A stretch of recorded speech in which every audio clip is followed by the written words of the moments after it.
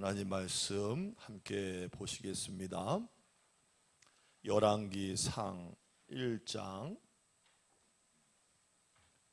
구약 510쪽 열왕기상 1장 41절에서 53절까지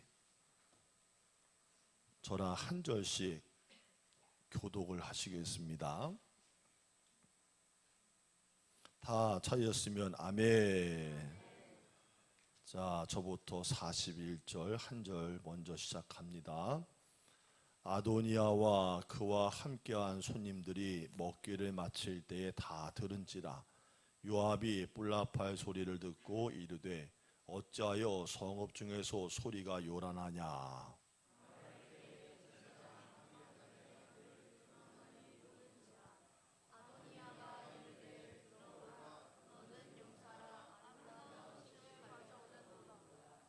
요나단이 아도니아에게 대답하여 이르되 과연 우리 주 다윗 왕이 솔로몬을 왕으로 삼으셨나이다.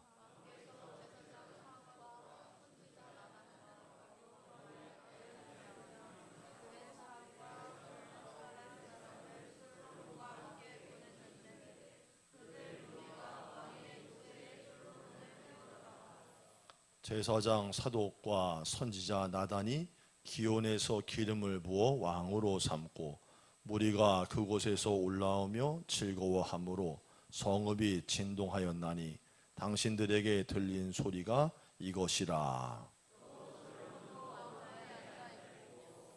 왕의 신하들도 와서 우리 주 다윗 왕에게 축복하여 이르기를 왕의 하나님이 솔로몬의 이름을 왕의 이름보다 더 아름답게 하시고 그의 왕위를 왕의 위보다 크게 하기를 원하나이다 하매 왕이 침상에서 몸을 굽히고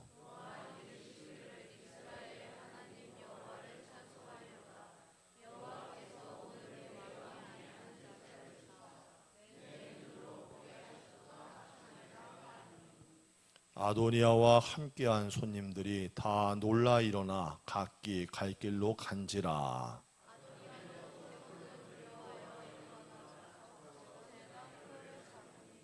어떤 사람이 솔로몬에게 말하여 이르되 아도니아가 솔로몬 왕을 두려워하여 지금 제단 뿔을 잡고 말하기를 솔로몬 왕이 오늘 칼로 자기 종을 죽이지 않겠다고 내게 맹세하기를 원한다 하나이다.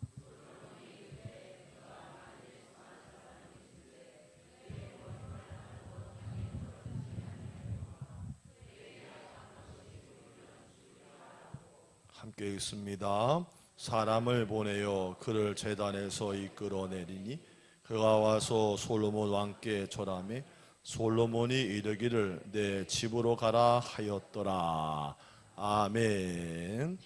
자, 옆 사람과 인사합시다. 하나님이 우리와 함께 하십니다.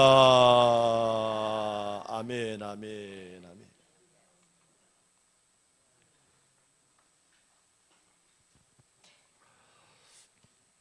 시대는 문명 첨단 시대를 향해 나아가면서도 아이러니하게 역사를 소재로 한 드라마나 강의들은 끊임없이 본물 터지듯 나오고 있어요.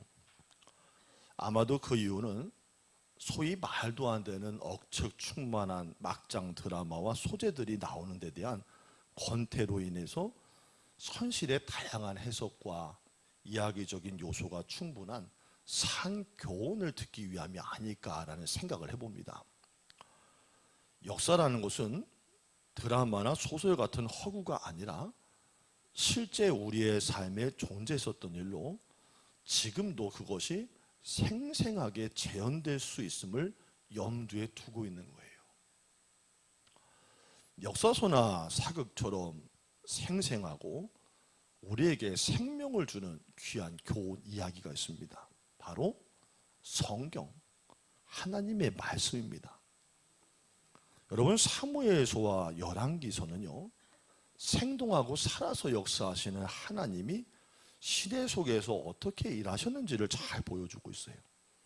그리고 그 이야기를 듣고 있는 지금 우리에게도 하나님의 뜻과 의도가 무엇인지를 밝히 보여주고 있다는 거예요. 열왕기상 1장 1절을 여는 첫 서두의 말이 다윗이 나이가 많아 그래요. 다윗이 나이가 굉장히 많이 들어서 이젠 거동도 제대로 하기 어려운 형편이 되었고요. 잠도 제대로 자지를 못하게 돼서 셋째 아들이 나서서 왕위를 탐하기를 시작합니다. 첫째 아들의 이름은 함께 합시다. 암논. 둘째 아들의 이름은 압살롬. 그리고 그들이 다 죽으면서 자연스레 셋째인 5절 말씀에 아도니아가 왕이 계실 서열 1위에 오르게 된다는 거예요. 근데 성경은 아도니아에 대해서 몇 가지 흥미로운 사실을 말해주고 있어요.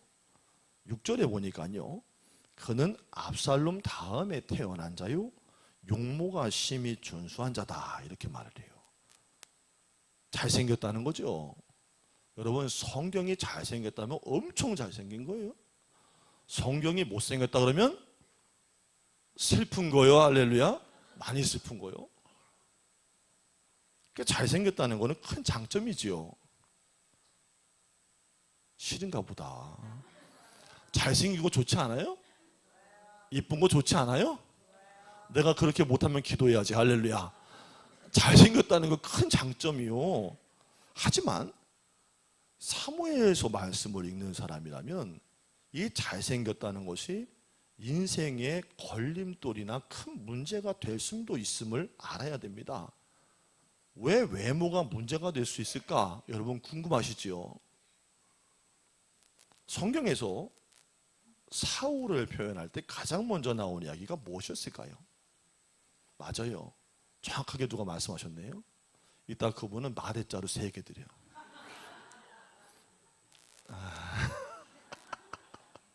대답 안 할라 또. 준수함이라는 거, 준수함. 백성들이 왕을 요구하는 장면에 뒤이어서 사울이 사무엘 선자를 만나는 장면이 등장을 하는데, 사무엘상 9장 2절에 보니까 기스에게 아들이 있으니 그의 이름은 사울이요 준수한 소년이라.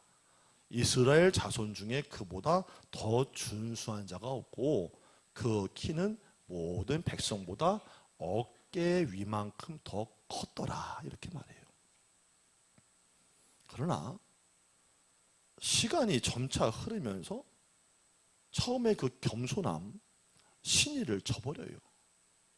그 자신을 부르시는 하나님, 찾으신 하나님, 그분께 집중을 하고 하나님과 교통하면서 나아가야 되는데 하나님에 대한 순전함과 믿음을 점차 저버렸다는 거예요. 오늘 이 아버지 다윗을 배신했던 압살롬 역시도, 둘째 아들도 긴 머리카락과 수려한 외모를 지녔다고 성경은 말해요. 사무엘하 14장 25절 26절이에요. 온 이스라엘 가운데서 압살롬 같이 아름다움으로 크게 칭찬받는 자가 없었으니 그는 발바닥부터 정수리까지 흠이 없음이라. 그의 머리털이 무거움으로 연말마다 깎았으며 그의 머리털을 깎을 때 그것을 달아본즉 그의 머리털이 왕의 저울로 200세겔이었더라. 여러분, 여기서 왕실의 세겔 다는 무게법은요, 이게 2배로 무겁게 달아치는 거예요.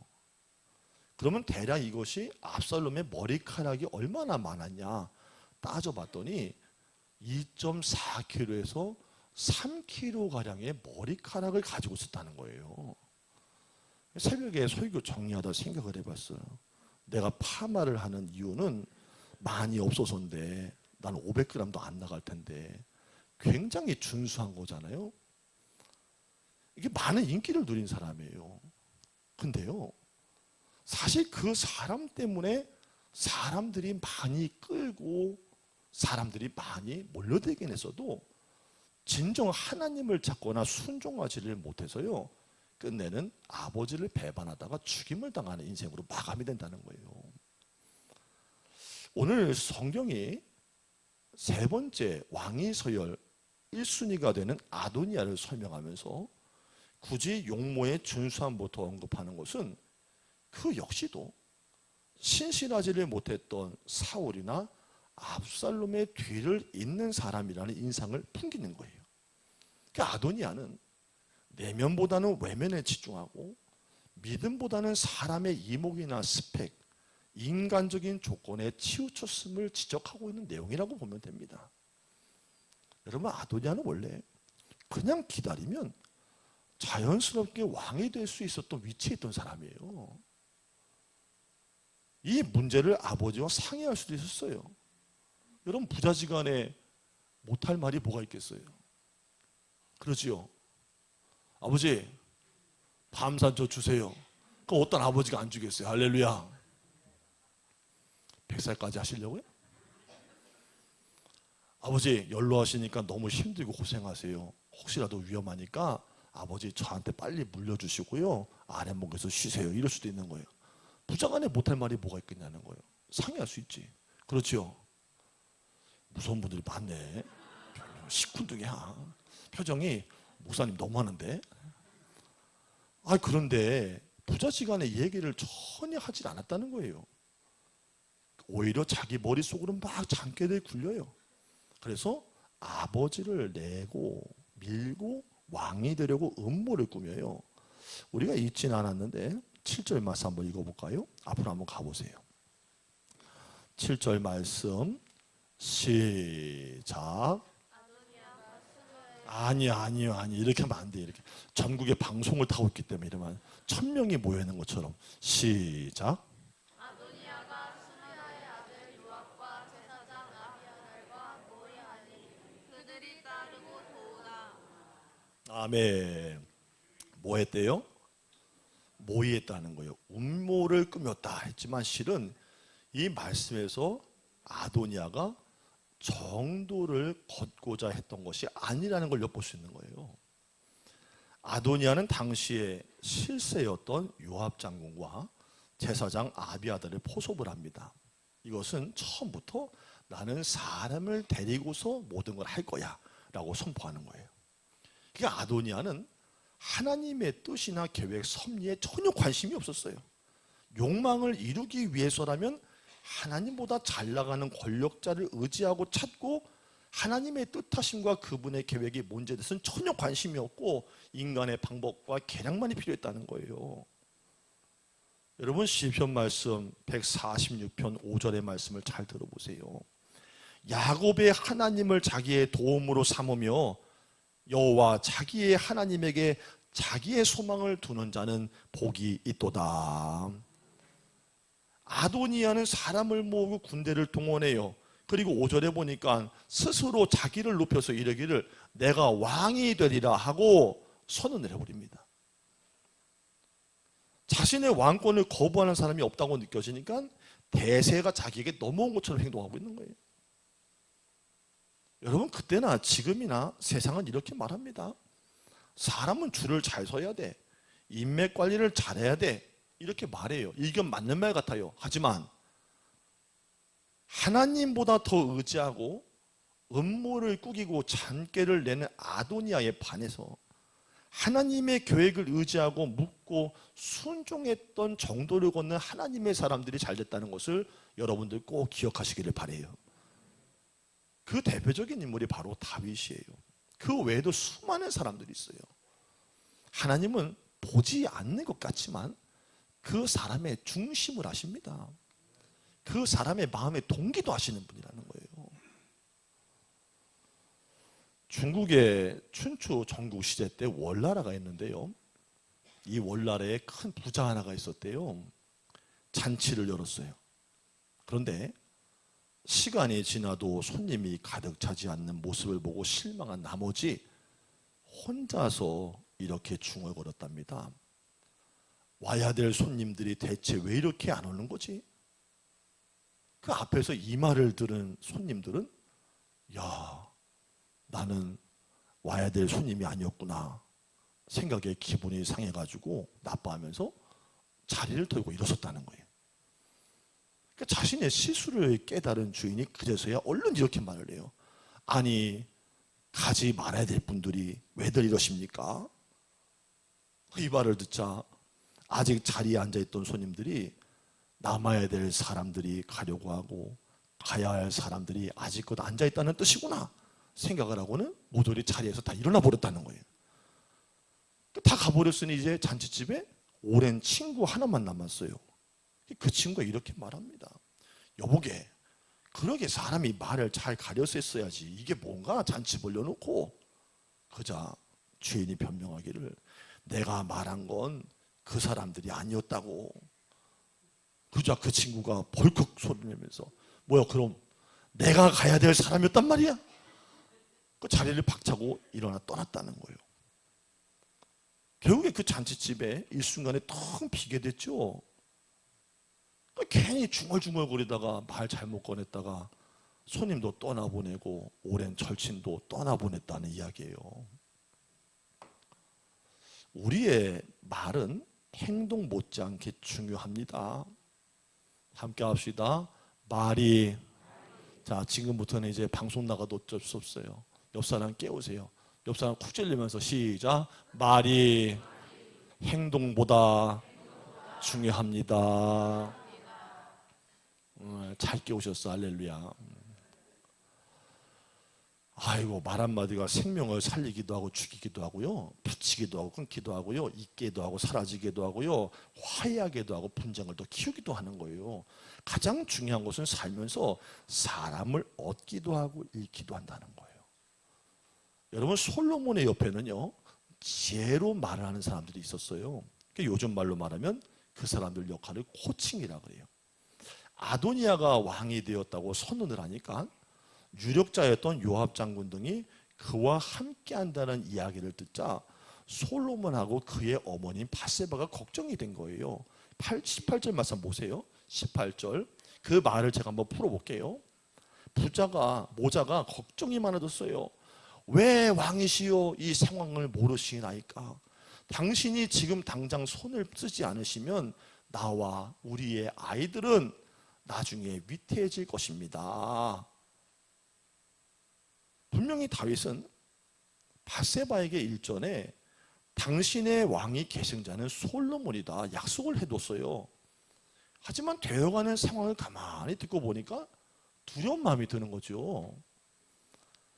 여러분, 사무엘하 12장 25절에 보니까 선지자 나단이 등장을 하는데 선지자 나단에 보내서 그의 이름을 여디디아라 하시니 여디디아가 누구죠?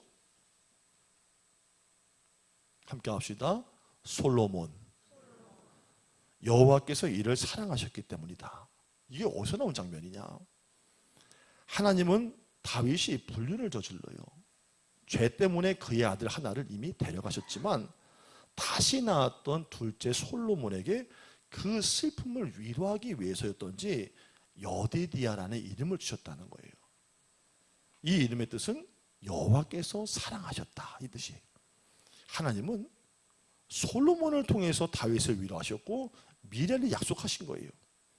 하나님의 약속이 분명히 있었어요. 그런데 친모인 바세바는 돌아가는 상황을 보니까 불안과 걱정이 말이 아닌 거예요.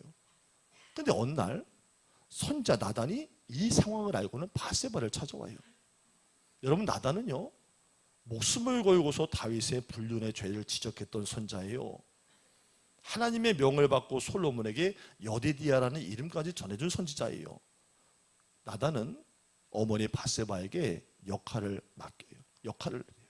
호칭이에요. 그의 곁에서 두려움을 잠재우고 앞으로 이 돌아가는 상황 속에서 무엇을 해야 되고 위기를 어떻게 대처해야 되는지를 알려줬다는 거예요. 열왕기상 1장 12절 말씀 보니까 드디어 나단이 입을 열어 계책을 말합니다. 이제 내게 당신의 생명과 당신의 아들 솔로몬의 생명을 구할 계책을 말하게 허락하소서. 바세바를 코칭하기 시작하는 거예요.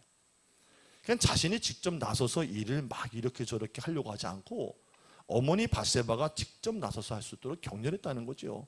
이게 바로 지혜로운 코칭이에요. 스스로 할 수 있도록 길을 열어주고 인도해 주는 것이 사람을 살리는 코칭이라는 거예요. 생명인 거예요. 남을 해하고 악한 말로 남을 속이고 넘어뜨리려고 하는 사람들이 많은 시대 속에서 우리 성도들은 말과 행동으로 나단처럼 생명을 살리고 길을 열어주는 도움자가 다 되기를 주의 이름으로 축복합니다. 솔로몬은 다윗의 왕위를 계승할 예정이었지만 순조롭지는 못해요. 왕이 되는데 당시에 꼭 필요한 인물이 있었거든요. 국방장관하고 종교 지도자예요. 근데 이게 누구 편이에요? 이미 아도니아에게로 넘어갔어요. 이 당황스럽고 참으로 위태스러운 상황이 왔는데, 그럼 정말 하나님이 약속은 하셨지만 솔로몬의 길을 인도하고 계시는 건가? 약속을 해두시고서 혹시 잊어버리신 것은 아니신가? 인생이 틀어지는 건 아닌가? 내가 그럼 어떤 방법과 수단이라도 빨리 써야 되는 거 아닌가? 생각이 드는 바로 그때에 하나님은 그런 위기 속에서 놀라운 일을 진행해 가십니다. 하나님은 하나님의 시간이 있는 거고 하나님의 방법이 있는 거예요. 전하 위복하신 하나님, 반하 위복해 하시는 하나님, 화전 화친케 하신 하나님. 함께 합시다. 하나님은 상황을 더 좋게 만드십니다. 하나님이 이 급박한 위기의 상황 속에서 솔로몬에게 정통성을 인정받게 하세요. 다급하지 않게 정식 절차를 밟아 왕이 되게 하신다는 거예요. 다윗이 직접 제사장 사독과 선지자 나단과 여호야다의 아들 브나야를 내 앞으로 불러라 32절에 명령을 합니다. 그리고 종교 정치 지도자들에게 선포를 해요.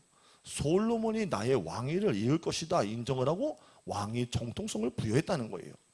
자, 35절 말씀 같이 읽습니다. 시작.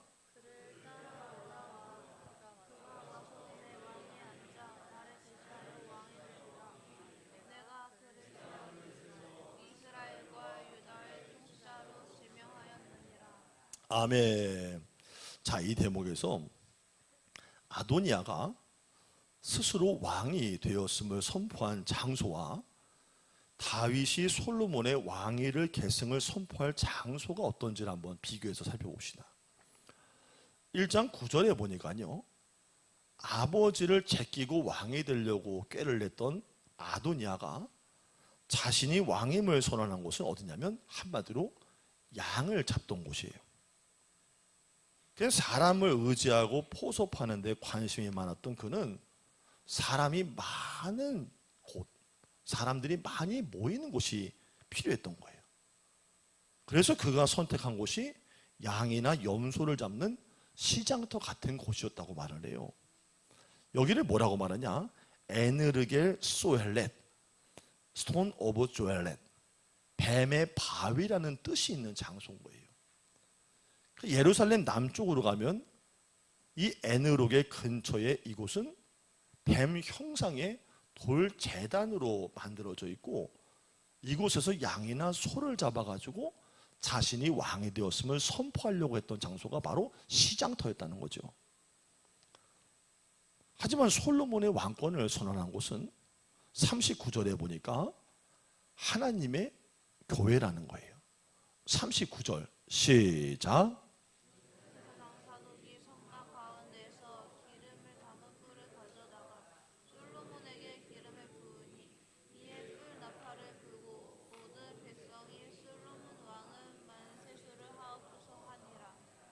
아멘. 솔로몬은 성막에서 가져온 기름으로 기름 부음을 받았고 자신의 시대가 시작되었음을 알렸습니다. 그러니까 인간적인 생각으로는 발빠르게 빨리 움직여서 많은 사람들을 포섭하고 대중의 시선을 모으는 데 성공한 아도니아가 성공할 것 같았어요. 하지만 하나님은 살아계셔서 사람의 중심을 살펴보시고 이 모든 것들을 엎어버리셨다는 거예요. 오히려 그 위기를 통해서 솔로몬이 더 빨리 왕이 되게 하셨다는 말이죠. 그래서 솔로몬의 왕조의 정통성을 부여하시고 야훼 하나님 신앙 위에다가 왕권을 안정적으로 계승받게 만들어 주셨다는 거예요. 자기의 꾀, 사람을 의지했던 아도니아와 하나님의 계획을 따랐던 선자의 말을 듣고 기다렸던 솔로몬은 놀랍고도 상이한 결과를 얻게 됩니다. 자, 솔로몬이 드디어 임금이 되었다는 소식이 들려옵니다. 자, 40절 말씀 시작. 모든 백성이 그를 따라 올라와서 피리를 불며 크게 즐거워하므로 땅이 그들의 소리로 말미암아 갈라질 듯하니. 아멘. 자, 그 소리를 누구도 들었을까요? 아도니아도 들었어요. 아도니아와 함께한 손님들도 왕이 세워졌다는 소리를 듣게 됩니다. 그러니까 다 놀라 일어나서 흩어져 49절에 제 길로 도망을 가버린 거예요. 이 말씀처럼 아도니아의 사람들은 솔로몬의 즉위 소식을 듣고서 아도니아의 곁을 다 떠나버린 거예요. 그냥 사람을 의지해서 음모를 꾸미고 정도를 걷지 않는 사람들의 말로는 결국에는 의리가 아니라 흩어짐이라는 거예요. 함께 합시다. 말씀 따라 걸어가면 사람도 붙는다. 하나님을 떠나면 사람도 떠나고 대의도 잃고 주변의 친구도 다 떠나요. 여러분, 지금 이 세상 돌아가는 모습을 우리의 눈으로 볼 때면 정의를 벗어나고 거짓을 일삼으면서 대충 그냥 눈을 속여서 사는 사람들이 잠시 잠깐 흥해 보일 때가 있습니다. 그리고 신앙의 정도를 걸으면서 사람이 아니라 기도로 하나님 만나려고 하고 그래도 어쨌든 간에 믿음으로 살아보려고 하는 사람들이 고통당하고 망하는 것처럼 보일 때가 있다는 거예요. 그러나 조급해하거나 두려워하지 마세요. 여러분이 하나님의 자녀임을 믿으면 아멘. 우리의 개인적인 삶과 우리의 자녀들을 향한 계획도 그렇고 우리의 사업장의 현실이나 미래의 일도 그렇고 하나님이 살아서 역사하시고 보시는 분이시니까 지켜보시다가 하나님의 타이밍에 가장 좋은 길을 열어주실 거라는 거예요. 악의 길은 어떻습니까? 잠언서 11장 5절 하반절이에요. 악한 자는 자기의 악으로 말미암아 넘어지리라. 결국 그 끝은 흩어져 버리고 흔적도 없이 사라지지만 하나님을 경외하며 인내하고 기다리는 사람은 승리를 가져오는 거예요. 시편 128편 1절 여호와를 경외하며 그의 길을 걷는 자마다 복이 있도다. 이거 외웁시다. 함께 합시다. 여호와를 경외하며 그의 길을 걷는 자마다 복이 있도다. 우리가 하나님의 약속의 자녀이니 조급해하지 말고 믿음으로 오늘 하루를 잘 살아가기를 예수의 이름으로 축원합니다. 기도하겠습니다. 주께 마음을 두고 그 행하실 일을 바라보는 자는 복이 있습니다. 현실과 상황 변화에 일일비하지 않도록 늘 성령님 충만하게 역사하시고 하나님의 길을 기뻐 따르는 자가 되게 하여 주옵소서. 그리하여 하나님의 기적의 손길을 만나게 하옵소서. 감사함 예수님의 이름으로 기도드립니다. 아멘.